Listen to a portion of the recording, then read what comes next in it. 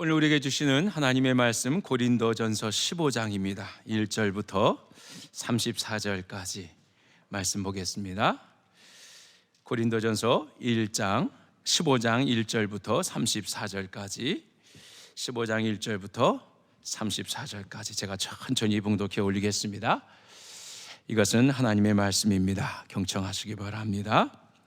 형제들아, 내가 너희에게 전한 복음을 너희에게 알게 하노니 이는 너희가 받은 것이요 또 그 가운데 선 것이라. 너희가 만일 내가 전한 그 말을 굳게 지키고 헛되이 믿지 아니하였으면 그로 말미암아 구원을 받으리라. 내가 받은 것을 먼저 너희에게 전하였노니 이는 성경대로 그리스도께서 우리 죄를 위하여 죽으시고 장사 지낸 바 되셨다가 성경대로 사흘 만에 다시 살아나사 게바에게 보이시고 후에 12 제자에게와 그 후에 500여 형제에게 일시에 보이셨나니 그 중에 지금까지 대다수는 살아있고 어떤 사람은 잠들었으며 그 후에 야고보에게 보이셨으며 그 후에 모든 사도에게와 맨 나중에 만삭되지 못하여 난 자 같은 내게도 보이셨느니라. 나는 사도 중에 가장 작은 자라. 나는 하나님의 교회를 박해하였으므로 사도라 칭함받기를 감당하지 못할 자니라. 그러나 내가 나 된 것은 하나님의 은혜로 된 것이니 내게 주신 그의 은혜가 헛되지 아니하여 내가 모든 사도보다 더 많이 수고하였으나 내가 한 것이 아니요 오직 나와 함께 하신 하나님의 은혜로라. 그러므로 나나 그들이나 이같이 전파하며 너희도 이같이 믿었느니라. 그리스도께서 죽은 자 가운데서 다시 살아나셨다 전파되었거늘 너희 중에서 어떤 사람들은 어찌하여 죽은 자 가운데서 부활이 없다 하느냐? 만일 죽은 자의 부활이 없으면 그리스도도 다시 살아나지 못하셨으리라. 그리스도께서 만일 다시 살아나지 못하셨으면 우리가 전파하는 것도 헛것이요 또 너희 믿음도 헛것이며 또 우리가 하나님의 거짓 증인으로 발견되리니 우리가 하나님이 그리스도를 다시 살리셨다고 증언하였음이라. 만일 죽은 자가 다시 살아나는 일이 없으면 하나님이 그리스도를 다시 살리지 아니하셨으리라. 만일 죽은 자가 다시 살아나는 일이 없으면 그리스도도 다시 살아나신 일이 없었을 터이요 그리스도께서 다시 살아나신 일이 없으면 너희의 믿음도 헛되고 너희가 여전히 죄 가운데 있을 것이요 또한 그리스도 안에서 잠자는 자도 망하였으리니 만일 그리스도 안에서 우리가 바라는 것이 다만 이 세상의 삶뿐이면 모든 사람 가운데 우리가 더욱 불쌍한 자이리라. 그러나 이제 그리스도께서 죽은 자 가운데서 다시 살아나사 잠자는 자들의 첫 열매가 되셨도다. 사망이 한 사람으로 말미암았은즉 죽은 자의 부활도 한 사람으로 말미암는도다. 아담 안에서 모든 사람이 죽은 것 같이 그리스도 안에서 모든 사람이 삶을 얻으리라. 그러나 각각 자기 차례대로 되리니 먼저는 첫 열매인 그리스도요 다음에는 그가 강림하실 때에 그리스도에게 속한 자요 그 후에는 마지막이니 그가 모든 통치와 모든 권세와 능력을 멸하시고 나라를 아버지 하나님께 바칠 때라. 그가 모든 원수를 그 발 아래에 둘 때까지 반드시 왕노릇 하시리니 맨 나중에 멸망받을 원수는 사망이니라. 만물을 그의 발 아래에 두셨다 하셨으니 만물을 아래에 둔다 말씀하실 때에 만물을 그의 아래에 두시니가 그 중에 들지 아니한 것이 분명하도다. 만물을 그에게 복종하게 하실 때에는 아들 자신도 그때의 만물을 자기에게 복종하게 하신 이에게 복종하게 되리니 이는 하나님이 만유의 주로서 만유 안에 계시려 하심이라. 만일 죽은 자들이 도무지 다시 살아나지 못하면 죽은 자들을 위하여 세례를 받은 자들이 무엇을 하겠느냐? 어찌하여 그들을 위하여 세례를 받느냐? 또 어찌하여 우리가 언제나 위험을 무릅쓰리요? 형제들아, 내가 그리스도 예수 우리 주 안에서 가진 바 너희에 대한 나의 자랑을 두고 단언하노니 나는 날마다 죽노라. 내가 사람의 방법으로 에베소에서 맹수와 더불어 싸웠다면 내게 무슨 유익이 있으리요? 죽은 자가 다시 살아나지 못한다면 내일 죽을 터이니 먹고 마시자 하리라. 속지 말라. 악한 동무들은 선한 행실을 더럽히나니 깨어 의를 행하고 죄를 짓지 말라. 하나님을 알지 못하는 자가 있기로 내가 너희를 부끄럽게 하기 위하여 말하노라. 아멘. 오늘은 부활주일입니다. 예수 그리스도의 부활은 온 인류의 소망이며 또 모든 만물의 소망이 됩니다. 부활주일을 맞이할 때마다 우리는 무한한 감사와 찬송을 하나님 앞에 돌리게 됩니다. 오늘도 부활의 첫 열매 되신 예수 그리스도의 부활을 생각하면서 부활의 기쁨을 누리는 복된 시간 되시기 바랍니다. 고린도전서 15장은 이름이 있습니다. 부활장입니다.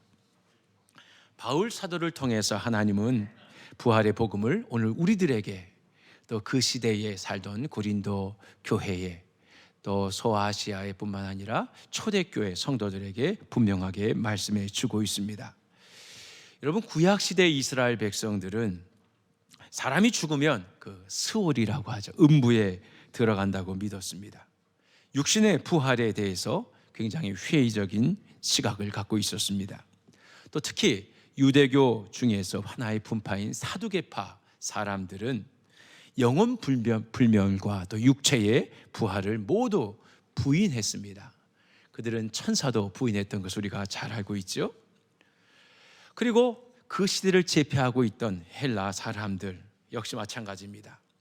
영혼 불멸은 믿고 있었지만 육신의 부활은 믿지 않았습니다. 따라서 그들에게 있어서 영생이라는 것은 육신을 벗어버리고 영혼의 상태로 돌아가는 것이라는 그런 사고를 갖고 있었습니다. 오늘 우리 성도들도 마찬가지인 것 같습니다. 부활에 대해서 우리가 깊은 인식을 가지고 있지 못하기 때문에 믿음이 흔들리는 경우를 참 많이 봅니다. 우리가 죽으면 내가 어떻게 될까? 우리 구약의 성도들처럼 음부 소홀에 가 있나? 아니면 헬라 사람들처럼 영원히 사는 것, 불멸하는 것은 내가 아는데 육체의 부활은 믿지 못하는 거예요. 육신으로 부활한다는 것은 믿지 못하고 사는 그런 헬라인들처럼 내가 그런 부활 신앙을 갖고 있는가? 혹은 사두개인들처럼 하나님을 믿는 그런 유대인들이지만요, 영혼 불멸도 믿지 않고 육체의 부활도 믿지 않고 사는 그런 사람. 여러분, 이런 사람들은 어떨까요? 부활을 믿지 않고 육체의 부활을 믿지 않고 사는 사람들은요, 아마 우리 성경에 비교하고 있듯이 라오디게아 교회에 있죠. 자신도 교회도 그런 신앙을 갖고 있는 사람, 성도도 교회도 아마 미지근한 신앙일 뿐입니다. 미지근한 신앙 상태로 있다가 조금의 시련과 환난과 위협이 오면 금방 시험에 들고 넘어져 버리고 무너져 버리는 그런 성도요 교회가 될 수밖에 없습니다. 성도들은 확고한 부활 신앙을 붙잡고 있어야 됩니다. 그러면 흔들릴 수가 없습니다. 흔들릴 수가 없습니다. 여러분, 예수님의 부활을 목격하고 체험한 성도들이 있습니다. 오늘 본문에도 봐도 여러 사람이 나옵니다. 게바에게 보이시고 12 제자에게 500여 형제에게 또 야고보에게, 여기서 야고보는 예수님의 친동생, 혈육이죠. 동생 야고보를 말합니다. 야고보에게, 그 후에 모든 사도에게와 또 만삭되지 못한 나, 사도 바울이죠. 바울에게까지 하나님은 자신을 나타내 보이셨습니다. 십자가에 죽으신 후에 부활하셔서 부활의 모습으로 그들에게 자신을 드러내신 것입니다. 여러분, 예수님을 만난 사람들의 모습을 보면 이전과 이후가 전혀 다릅니다. 전혀 다릅니다. 세상에 큰 야심을 갖고 살았던 사람도 있고요. 그래서 예수님과 함께 예수님이 왕이 되시면 나는 우편에, 나는 좌편에 서서 예수님과 함께 온 세상을 통치할 것을 기대하고 살았던 제자들도 있었고요. 그 영광과 그 명예를 누리고 싶은 그런 사람들이겠죠. 그런 사람들도 있습니다. 근데 예수님이 십자가에 달리셨을 때 그런 사람들 어떻게 했습니까? 다 그 자리를 지키지 못하고 다 예수님을 부인하고 달아났던 것을 보게 됩니다. 세상적인 시각으로 관점으로 하나님을 믿고 섬기는 사람들은 예수님의 죽으심과 함께 모든 것이 다 무너지고 사장되고 말 것입니다. 그런데 예수님의 부활을 그들이 경험하고 나서는 어떻습니까? 우리 처음 나오는 게바 베드로지요. 이 베드로 사도는요, 주님의 부활을 목격한 다음에 이전과 이후가 전혀 다릅니다. 3번씩이나 부인을 했던 그가 그 결말이 어떻습니까? 나중에는 내가 어떻게 예수님처럼 십자가에 못 박혀 똑바로 달려 죽을 수 있을까? 거꾸로 매달아서 십자가에서 순교한 사람이 되었습니다. 복음을 위해서 이제 두려움과 또 세상적인 야욕, 이게 다 헛되다는 것 깨닫게 되었습니다. 남은 여생은 복음을 위해서 사는 사람이 되었습니다.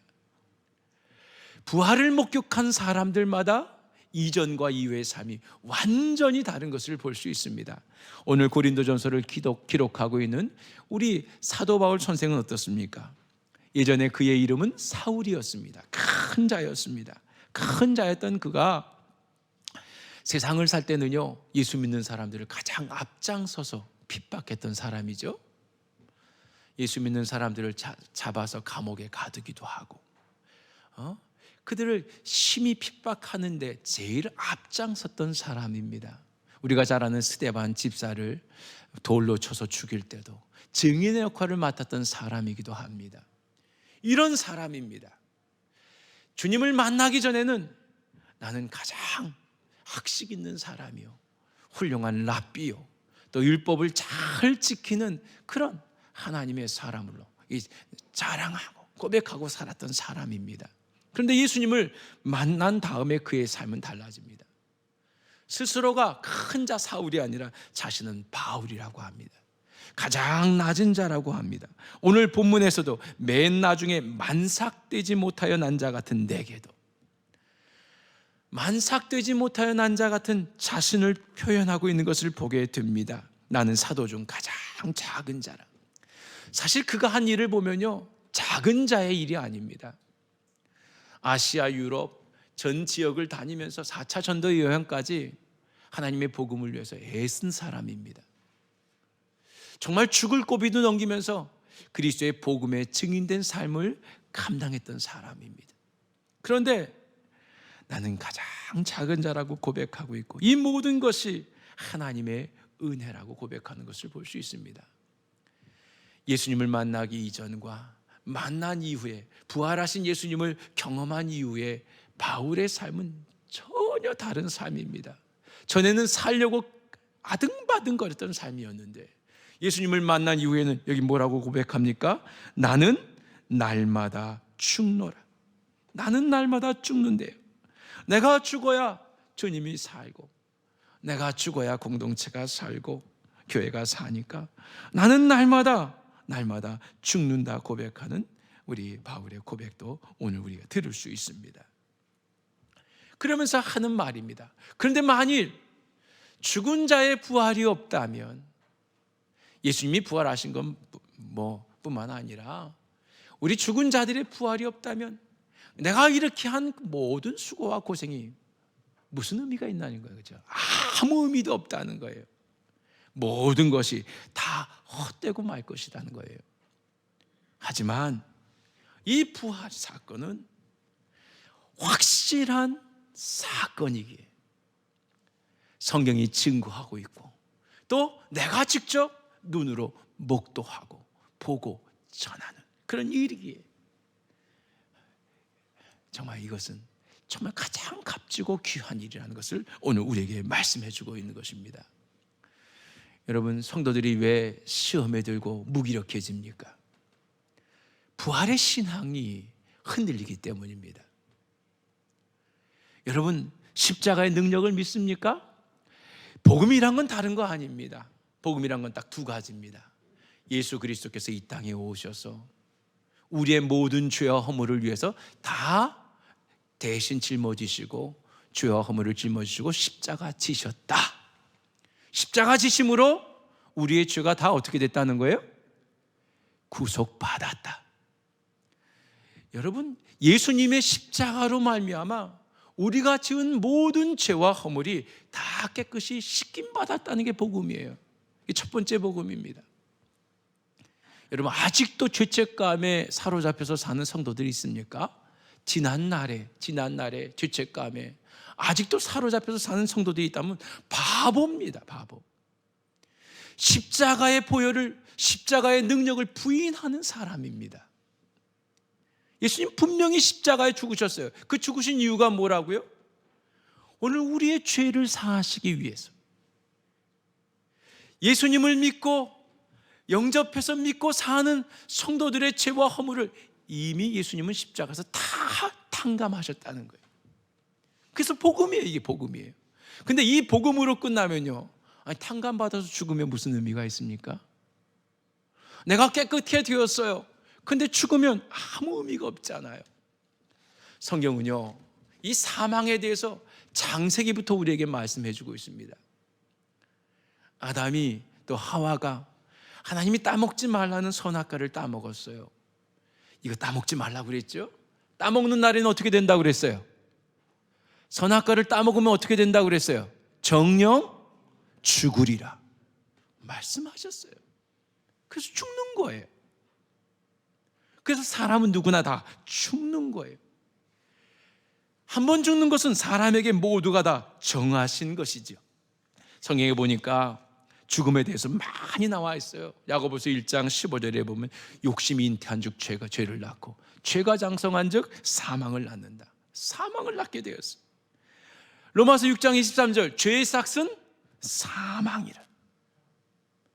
에베소 2장 1절에도 허물과 죄로 우리가 죽었다고 말씀하고 있거든요.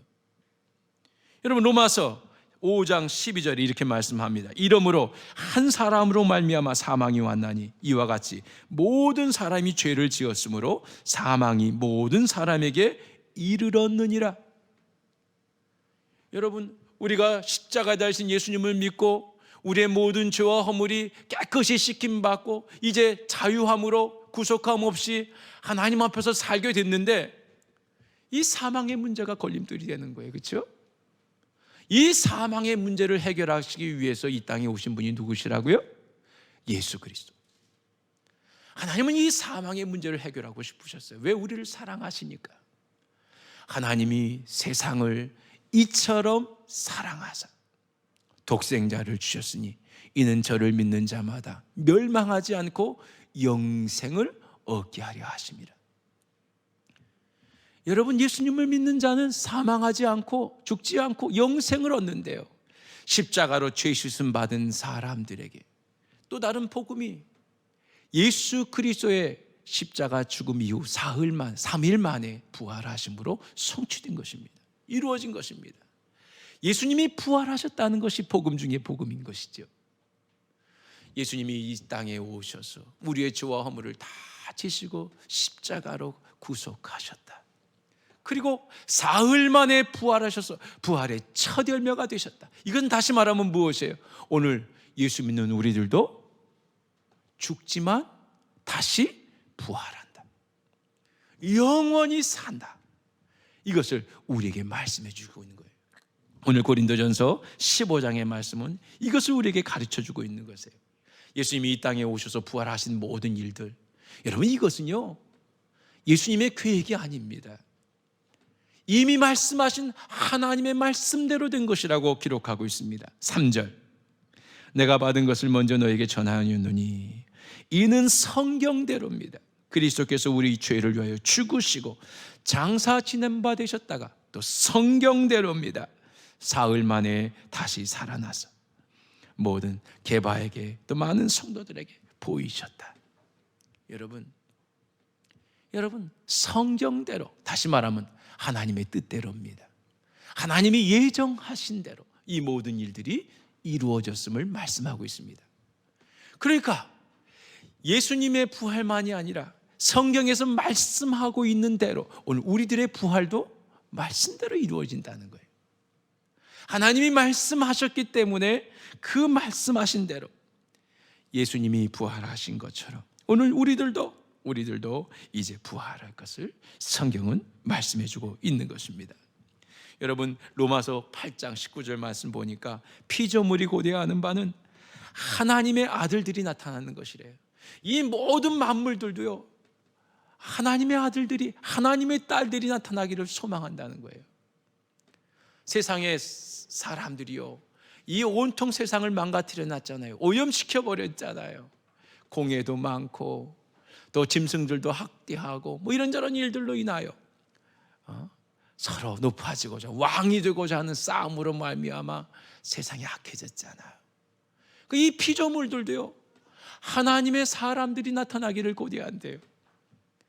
여러분, 하나님의 사람들, 부활로 말미암아 새롭게 된 우리의 육체의 몸을 말합니다. 여러분, 우리 헬라 사람들이 말하는 것처럼 또 유대인들이 생각하는 것처럼요, 육신의 부활을 부인해서는 안 됩니다. 여기 보면 오늘 하반절에 보면 신령한 몸으로 다시 태어날 것을 말씀하고 있습니다. 우리 온전히 얼마나 불완전해요, 그렇죠? 우리의 몸은 불완전합니다. 우리 모두 다 불완전한 사람들입니다. 완전한 사람들이 어디 있습니까? 그런데 우리가 주님이 다시 오셔서 이 땅에 재림하실 때 차서대로 부활하게 되는데, 그때에 우리의 몸은요, 부족함이 없이 온전한 몸으로 아름다운 몸으로 썩지 않을 몸으로 다시금 부활하게 된다고 성경은 기록하고 있습니다. 이것이 복음 중에 복음이죠. 여러분, 부활 신앙은 사실은 체험의 신앙입니다. 체험하지 못하면 흔들려요. 이걸 어떻게 이론으로 이게 정의할 수 있습니까? 여러분, 세상 사람들이 막 교회에 대해서, 신학에 대해서 막 이렇게 우리에게 도전합니다. 우리 성도들 중에서도요, 이 사두개파 사람들처럼요, 또 바리새파 사람들처럼 율법으로 이런 부활 신앙을 믿지 않는 그런 신앙으로 우리를 대적할 때가 있습니다. 여러분, 두렵습니까? 그런데요, 이런 모든 의심에서, 두려움에서 벗어나는 길이 있습니다. 뭘까요? 우리 바울처럼요, 살아나신 주님 보면 됩니다. 만나면 끝나는 거예요.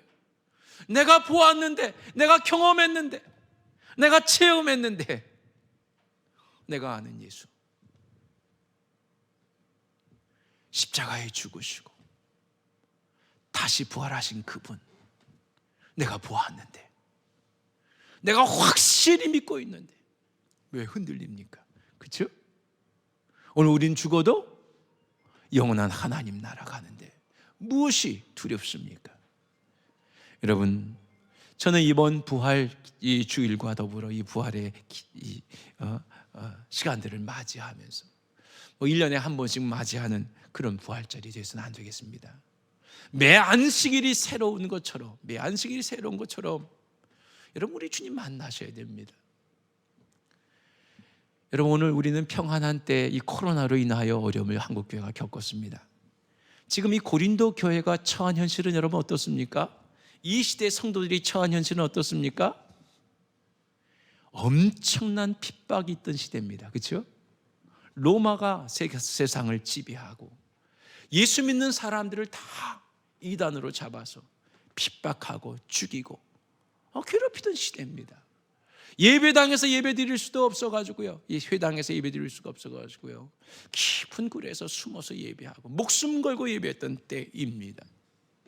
여러분, 이런 때예요, 이 성도들이요, 두려워서 문을 잠그고 예배했던 성도들이요, 이렇게 문을 박차고 나가서 그리스도의 복음을 담대하게 증거할 수 있었던 이유가 무엇입니까? 부활신앙이 있었기 때문이에요. 살아나서 역사하시는 주님을 만났기 때문입니다. 오늘 그런 체험이 오늘 우리 가운데 있을 때 우리의 모든 의심의 구름은 다 사라질 줄 믿습니다. 어떠한 위협에도 담대한 믿음 가지고 오늘을 살 수 있는 거예요. 그리고 이제는 삶의 방향이 바뀌어지는 거예요. 옛날엔 이 땅만 보고 살았어요. 이 땅만 보고 살았던 사람들이요, 이제 눈을 들어서 저 천국 바라보면서요, 하나님 나라의 상급 바라보면서요. 오늘을 사는 거예요. 오늘을 사는 거예요. 하나님의 증인으로 사는 거예요. 그래서 여기 말씀하면서 이렇게 고백하고 있는 것을 보게 됩니다. 우리 15장 우리 마지막 절 33절이죠. 33, 34절입니다. 속지 말라. 악한 동무들은 선한 행실을 더럽히나니 깨어 의를 행하고 죄를 짓지 말라. 하나님을 알지 못하는 자가 있기로 내가 너희를 부끄럽게 하기 위하여 말하노라. 그러면서 고린도전서 우리 부활장 15장 마지막 절에 이렇게 말합니다. 우리 주 예수 그리스도로 말미암아 우리에게 승리를 주시는 하나님께 감사하노니 그러므로 내 사랑하는 형제들아 견실하며 흔들리지 말고 항상 주의 일에 더욱 힘쓰는 자들이 되라. 이는 너희 수고가 주 안에서 어떻게 해요? 헛되지 않은 줄 압니다. 여러분 믿으십니까? 예, 그렇습니다. 주님 분명히 부활하셨고요. 주님의 부활은 곧 우리의 부활입니다. 같이 기도하시겠습니다.